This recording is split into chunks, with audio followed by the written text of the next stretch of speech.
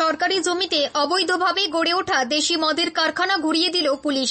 অবৈধ দেশি মদ ছেয়ে গেছে পানিসাগর থানাধীন বেতাঙ্গী এলাকায়।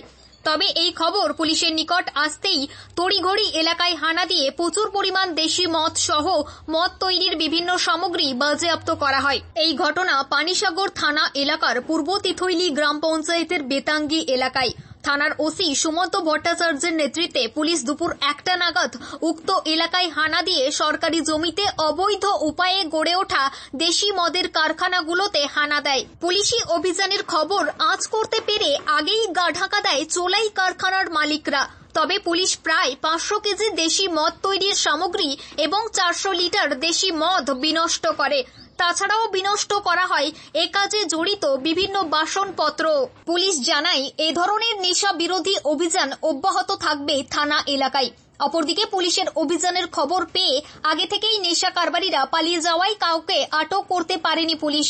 এদিকে এই বিষাক্ত দেশি মদ পান করে বহু মানুষ শারীরিক বিভিন্ন রোগে আক্রান্ত হচ্ছেন বলে জানা যায়। এক কথায় স্বল্প দামে অধিক নেশায় আসক্ত হওয়ার জন্য দেশি মদের দিকে ঝুঁকছে মানুষ। তাছাড়া ভেজাল এই দেশি মদে ছেয়ে গেছে বিভিন্ন এলাকা। ব্যুরো রিপোর্ট, নিউজ অবিকল। আজকে আমরা গোপন সংবাদের ভিত্তিতে বেতাঙ্গী গ্রামে আমরা হানা দিই এবং এখানে আমাদের প্রচুর দেশি মদের ঠেক দেখতে পাই। অনেকগুলো বাড়িতেই ওরা নিজেদের বাড়িতে না, অ্যাকচুয়ালি এগুলো সরকারি জায়গার মধ্যে ওরা দেশি মদ বানানোর মোটামুটি কারখানা বানিয়ে রেখেছে।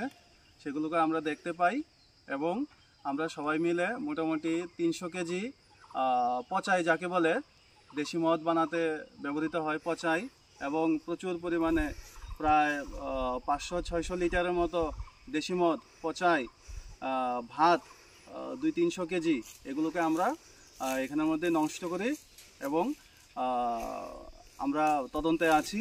যারা এই অপরাধের সঙ্গে জড়িত ওদেরকে শীঘ্রই আইনের আওতায় আনা হবে।